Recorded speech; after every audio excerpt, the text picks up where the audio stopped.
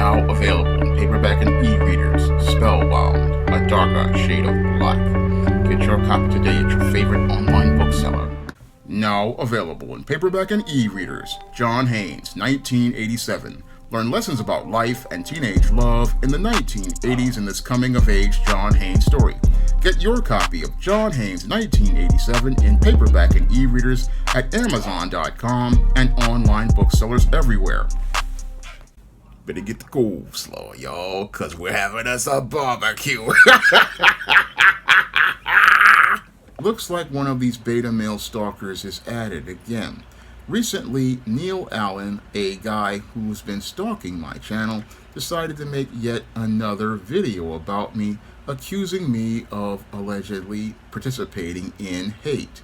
Now, this video basically was one that Neil Allen decided to make after he decided to stalk the comment section of one of my videos and found a comment that I made where I talked about how I basically took him to the barbecue a few weeks ago as related to several videos that he made about me. Now, Neil Allen has decided to yet again make another video talking about me, digging deep into the archives of my old videos, which really shows how sad and pathetic dude is, because if he's so content in the interracial relationship that he's in, why is he continuing to make videos about me?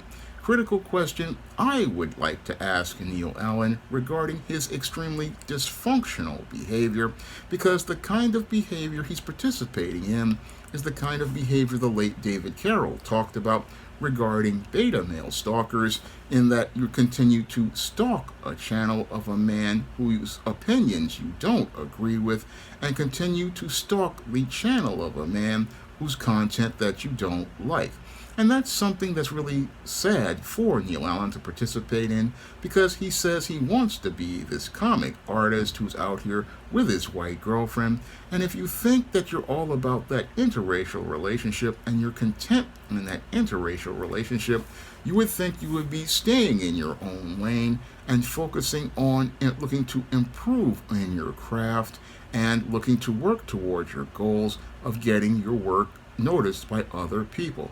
Unfortunately, Neil Allen basically was looking like one of these beta males, and as one of these beta males, once he sees a man expressing an opinion he doesn't like, what he wants to do is go out here and hope to try to go out here and ostracize that person, try to ostracize that person by calling them out, and hopes to, by ostracizing this person, what they can do is enter into a covert contract with the rest of black and white and non-black fandom to be able to elevate his social status on social media. Now, what Neil Allen is doing is, again, participating in this covert contract with all of fandom, and hoping what he can do by calling me out is by going out here, he hopes to, one, raise his exposure, because his channel basically is not getting many clicks and views. So what he hopes to do is hope to start a YouTube beef with me, where he hopes to get me to go into a back and forth with him, and hopes that by getting that back and forth going, what he can do is get his channel to rise in the algorithm, and hopes that by trying to get his channel to rise in the algorithm, he hopes to go out and hope to elevate his status on social media, because by going out here and arguing with a more popular channel, he hopes that people will go out and hope to watch the back and forth between us, and hopes that this will get more attention on him. That's what the first thing that he hopes to get out of this entire deal. He hopes to try to get his social status elevated, and as he hopes to get his social status elevated and presenting himself as the so-called tolerant and diverse individual, he hopes that this will get him some brownie points with those who are a part of black fandom and white and non-black fandom, and make him look like the more tolerant individual as related to this whole situation. And as he does this, he hopes to go out here and again get the subs, clicks, and views, and hope to elevate his clout.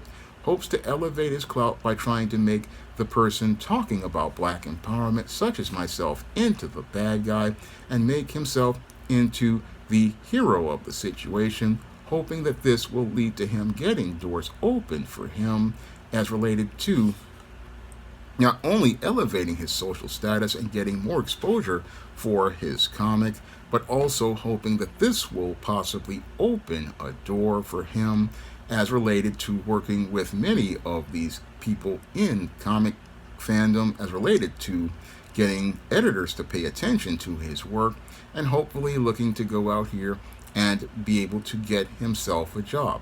And this is no different than what many black bootlicks go out here and do. What many black bootlicks go out here and do is they look to try to elevate their social status as related to tearing down another black person, hoping that this will gain them favor with whites and non-blacks, and hope that this will be able to open a door for them to be able to get that job. And it's no different than what people like Joy Reid and many others like Roland Martin and Stephen A. Smith do in the circles of entertainment, but that's what's being done here. And what this guy wants to do is try to discredit me as being some sort of person who is hate mongering, when in actuality, when I'm talking about black empowerment, I'm talking about black love, and I'm talking about black people loving themselves to take power over themselves. That's all I do as related to promoting the books of the SJS Direct imprint, promoting positive stories about the black experience, promoting positive stories about black life, and showing you a richer picture of black people. And this guy wants to go out here and make it look like I'm some sort of guy who hates people, when in actuality, if dude had read my novels in the Spinsterella trilogy, he would see that the Matilda character comes from an interracial relationship. And again, I have nothing against interracial relationships, but I do have an issue with opportunistic black bootlicks, who really are out here looking to, again, look to clout chase and gain their favor at another person's expense without ever thinking critically about what that person is saying. And that's what's happening here with this dude. Basically, this dude is no different than any other person who was a part of those black bootlick circles, whether it be in fandom, whether it be the Passport Bros, whether it be the Swirlers or the hashtag Divestors. All of these individuals basically are looking to climb an imaginary social ladder and will look to tear down another black person in order to climb that social ladder. And this dude is no different, and he wants to keep the beef going because he basically wants to, again, get that clout for himself, and he wants to build that base. But the way he's building that base is basically going to crumble under him because it takes two people to participate in a beef. And as a grown 50-year-old man, I don't beef with people, especially a child who doesn't understand the whole image of black men and black manhood in these social circles of social media. Now, as someone who understands these social circles of social media, I understand how optically bad it looks for a black man to be tearing another black man down. And again, I had hoped that this had been something that this dude would have learned when I cooked and roasted him in a live stream, basically showing how immature he is, and in that live stream trying to teach him something about manhood. But this dude, again, seems like nothing registers, because when it comes to these kind of bootlicks, what they want to do is get that attention from those whites and non-blacks, and wants to think that this is going to, again, curry them favor, thinking that he's going to curry favor with these people. But these people, again, don't really see anybody black as having value. No, they just see you as a pawn they can use in their white supremacist chess game. And once they finish using you as a pawn, they basically discard you off the board. That's what dude doesn't understand, because he's out here thinking he's living the dream as being a part of the great white American melting pot, thinking that, oh, I've got my white girlfriend, I'm doing my comic. Well, again, if that's what you want to do, you go out here and do you. The same way I tell these Passport Bros now, go ahead and do you. And the Swirlers and the Divestors, go ahead and do you. You go ahead and do whatever you want. I'm not down with any of that. Again, That's your life. And again, what this dude really wants to do is do two things as related to me. One, he wants to, again, go out here and build his name on my name, which is really pathetic because what you're going to do is piggyback on another man instead of going out here and putting the work in. Because with this dude, what he wants to do is piggyback off me because he sees that I've got more subs and views. But what he doesn't see is that I put in years of work making videos. I mean, I've been doing this since about 2013, and before then, I was working on my blog, Sean James Black Freelance Writer. I mean, it took years for me to build my reputation and my brand, and it takes years to go out here and build. But what this guy wants to do is make a fast track for himself and of getting YouTube fame. Well, brother, I hate to break it to you, but this ain't the way you do things because, again, you ain't going to get no YouTube fame by going out here and piggybacking on another man in a YouTube beef. No, you got to put the work in and make the content and curate the content on your channel. And from what I've seen, what dude has put on his channel, there really ain't much up there about his comic, not much about his art, but when I go out here, I got everything on my blogs and my videos about my books and my content. Again, I'm putting my work out there for people to see. I'm putting my work out there for people to see because I want people to see my products. And again, I wanted them to get to know me. I wanted people to, that's the only reason why I started doing videos was because I wanted to further expand the SJS Direct brand.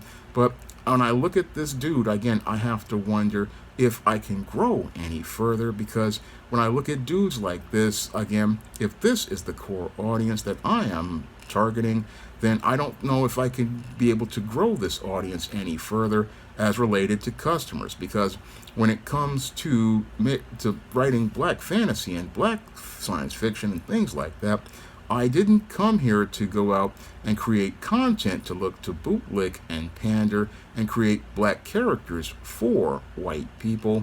And I look to create great stories that showed you a richer, diverse picture of the black experience and show black people being front and center of a world where we are the ones in charge of everything and we are the center focus of everything. That's very different from what I've been seeing with a lot of mainstream stuff from black creators where the black characters are in the background of a white man's world and the black creators themselves are looking to get into the background of that white person's world, again, looking to scavenge for crumbs from the master's table, no different than a house slave, and instead of looking to build their own the way free black men do. I mean, this is what I'm seeing as related to the whole scale and scope of black fandom, and I have to wonder if I really want to be a part of that. And part of me says, no, I don't want to be a part of that because that would be a sad existence to sit there and look to make these people into gods and look for crumbs from the master's table. No, that's not what I would consider to be living as a creator. No, when I create stories, what I want to do is create a world where little black boys and little black girls can see someone who is in charge, somebody who's the center of attention, someone who has power and agency over themselves, like I do with characters like Isis, Esteem, Matilda, and John Haynes. I really want to show you balanced, humanized pictures of black people, but it seems like there are many in black fandom, the core audience that I was trying to target, that don't want those kinds of stories. So over the last year or so, I've really been rethinking things, and this whole situation with Neil Allen has me really rethinking things because it seems like what I'm running into is the same thing I talked about in my novel, Spellbound, where you're dealing with spellbound individuals who want to fit into a black box that's acceptable to white people, and what they want to do is have me, again, go along with their whole plans as related to dysfunctional ideas like I saw in the Luna comic talking about, again, interracial relationships and talking about fitting into these boxes like the Passport Bros want to fit in.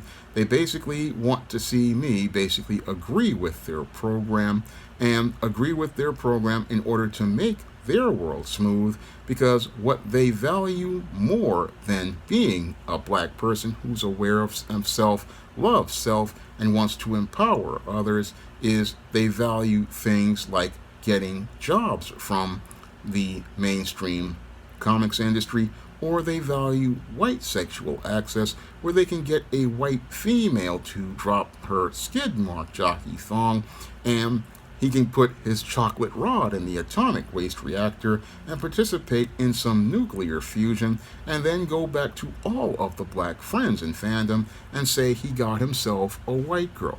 Well, I didn't come here to basically look for a job or to look for sexual access. Now, there was a time when I aspired to be a comic writer for one of these comic companies, but ever since I've been working out on my own, I haven't really aspired to do that because this industry basically is imploding as we speak. But I look at it, and again, I came here to, again, as related to SJS Direct, to, again, go out here and diversify a black book market, which basically was showing only stories about black women with no good black men and showing a richer picture of black life, where we saw black women loving black men, where we saw black women living different lifestyles and black men living different lifestyles. I mean, this is what I came to do. And as related to comics, I wanted to show a picture of black heroism or black action and adventure with the Isis and Esteem and John Haynes series, where we saw black characters basically not only having superpowers, but also taking their power as black people. That's what I wanted to do as related to these mediums. That's what I wanted to do as a creator. Again, open up people's imaginations, open up black children's imaginations to see a world where they could be the center of that world and not in the background of that world. But it seems like there are so many in black fandom who would rather be in the background of a white person's world rather than be the center of their own world. And it takes me back to something Professor Black Truth talked about as related to black people being scared of taking responsibility for themselves. This is something I noticed myself. There seems like there are those in black fandom who are basically dependent on the system of white supremacy and are so dependent on it that they want to be in that system more than being out on their own. And that possibly could be one of the reasons why I'm getting so much resistance. One of the reasons I'm possibly getting so much resistance is because many of these people are dependent on the covert contracts they have with those in white fandom, that they don't want to go out on a road of black empowerment. And when they see a guy like me, again, going out here investing his own money and his own time to go out here and talk about black empowerment, this is what upsets them, because they can't get their crumbs from the master's table as long as I'm out here looking to build my own table. It really, again, scares them, because if more whites and non-blacks see me building a table, they're going to be asked, why don't you build your own table? Why are you clout chasing us? And that possibly is one of the things that's triggering Neil Allen's emotions and having him look to talk about how much I hate black people, when in actuality I love black people enough to go out here and give you a story that shows us in a better light, because I'm not looking to do like Neil here, who wants to go say that the black man has to be out here with Asian and white women. No, I go out here and write stories where the black man is at the side of black women, and again, showing black on black love, and again, love people enough and love this enemy enough to try to tell him the truth, that his approach to things is a sad and pathetic approach. Because again, piggybacking on another man just is coming from a position of weakness. Focusing on another man is really making you look weak optically. Making videos about another man makes you look weak optically, because a man, again, if he sees another man that he has a disagreement with, what he does is he keeps it moving, and he keeps it moving because there are more important things to focus on than another 50-year-old man. I mean, this boy is young. And again, if you got stuff together, you should be staying in your own lane and focusing on you. I mean, focus on more important things like improving on your craft as an artist, because your compositions are off, your colors are uneven. I mean, if you want to be in this business, you have to have something to offer, because again, there's more to the business than going out here and licking boots. No, you have to have more than that. and you have to focus on your skills because, again, if you got things popping for you, you wouldn't be focused on me. No, a man is always about his own business and not about the business of another man, because if a man is talking too much about another man, that's some sexually suspect behavior. When you go out and dig into the archives of another man's videos looking for dirt and looking for content to try to discredit that man, that's coming from a position of weakness. Again, that's some weak beta male stuff. That's what beta males do, because beta males, again, don't have the courage to go out here and lead like a man and take ownership of the goals they want to pursue. Now, I may not be in the place that I want to be, where I'm able to get, again, full comic projects fully funded outside of John Hayes at Death, where I have other projects I want to pursue, but I'm not going to go out here and look to, again, piggyback on another man. Yes, I may make critiques of people like Eric July or many others in comic social media, but I'm not doing that for clicks, subs, and views, because I can get far more clicks, subs, and views by just talking about celebrities or general topics. And sometimes I wonder, why don't I just focus on general subjects like America or other subjects, because those streams actually get more numbers than the comic stuff. I mean, the comic stuff does low numbers, low views, but I do it because of my love of comics. And I wonder sometimes if I just go out here and just focus on regular general topics, if I could expand the channel.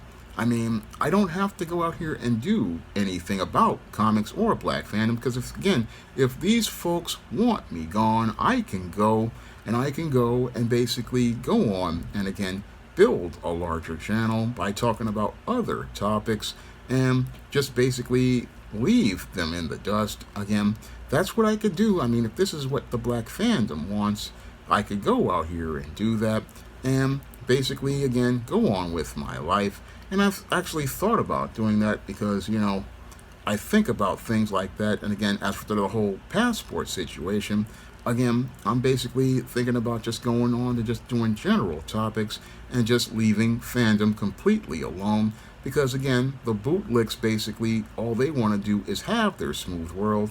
And I basically, at this point, basically want to leave them to it. Because again, they want their smooth world where they don't have to deal with somebody talking about black empowerment. Okay, I won't talk about black empowerment to fandom. I'll just leave you to your fate. And again, sometimes some people they don't want to listen to the messenger or the message. So again, with these people, you just shake the dust off your feet up as a testimony.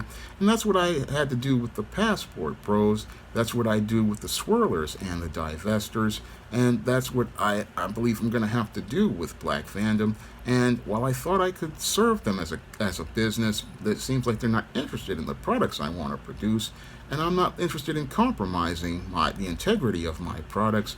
So at this point, when I look at a guy like Neil Allen, again, he really makes me think about, again, just walking away, because the whole thing with black fandom is that's basically, again, the same kind of bootlicks that we have with Stephen A. Smith, Joy Reid, Roland Martin, again, all looking to clout chase with white folks and non-black folks. And again, I ain't got time for that nonsense because, again, I didn't come here to climb a ladder to get white validation and approval. No, I wanted to create a positive picture of black life. And the best example I can do as a black man is to basically put a period at the end of things and keep it moving. And sadly, Neil Allen doesn't understand how to do that, doesn't understand how to put a period at the end of things, doesn't understand how to just let something go. After you get cooked and roasted, you're still in another man's comment section. You're still looking for another man's videos. People don't do this at all. Just like the same idiots who talk about I talk like a robot. Again, you don't want to see an intelligent black person. What you want to see is a bootlick or a minstrel. You only want to see two sides of that spectrum. And at this point, I'm really thinking about things and thinking about, again, the kind of content I produce as related to my books and stuff, and thinking about things overall, and wondering if there's other things I can do with my time, because I don't want to waste time out of my life. And the advice I would give this dude is, again, you're wasting time out of your life going into a back and forth with a 50-year-old man.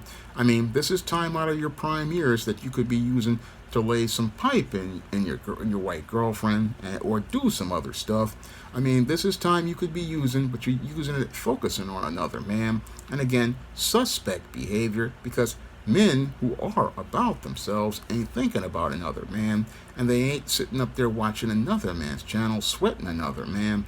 No, they realize that their time is precious, and with their time being precious in this world, and their prime years being very few, because you only got a little bit of time before you turn 30 or 35, and that's something I found out a long time ago. I mean, your time is too precious to waste on another man, and this dude, again, just doesn't get that, because he basically is taking his time for granted. And sad to see, again, him still continuing to talk about another man, when the whole thing is he could be working to become the man he wants to be.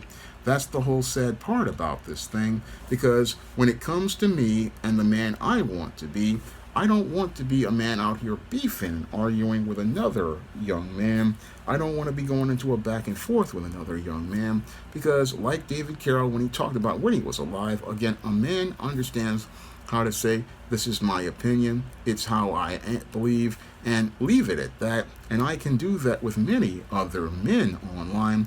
They can have their opinion, I can have my opinion. I mean, guys like Mr. Chris, guys like Gboot2786, guys like Ringo, we can have our opinions and just leave it at that. We're not going to go into no back and forth. We're going to put a period at the end of things. You go your way, I go my way. And I've been going my ways, again, since I was 13, and really following God's way. And I'm turning the other cheek and shaking the dust off my feet as a testimony to dude. And I'm going to put a period at the end of things. And as I put a period at the end of things, again, just sit here and really rethink everything as related to trying to reach black audiences, because it seems like black audiences, again, as related to fandom and fantasy, don't want black empowerment. I just don't really see that these days. So I'm wondering what direction I want to go in with SJS Direct after dealing with this Neil Allen and dealing with many of those in black fandom. So if you guys want to pick up some of my black fantasy on the SJS Direct imprint, you can find those books on Amazon.com in paperback and Kindle format. You can also find them at other online booksellers like Draft the Digital, Google Play, Barnes & Noble, and big box retailers like Walmart and Target. And if you want to see me be able to make more videos, you can drop a donation to the Patreon, the PayPal, or the Cash App by clicking the links in the description box. That's all I have to say for this video. You can comment, rate, and subscribe. Now available in paperback and e-readers, Esteem Horror in the Hamptons. The aspiring angel tries to escape a house of horrors in this action-packed, all-new Esteem series adventure. Get your copy of Esteem Horror in the Hamptons in paperback and e-readers at online booksellers everywhere. Now available on Lulu.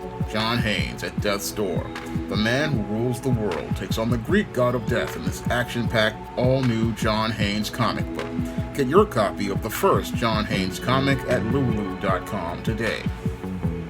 Support black-owned and black-operated digital broadcast media. www.niceradionetwork.com. Nice Radio Network, broadcasting 24 hours a day, 7 days a week.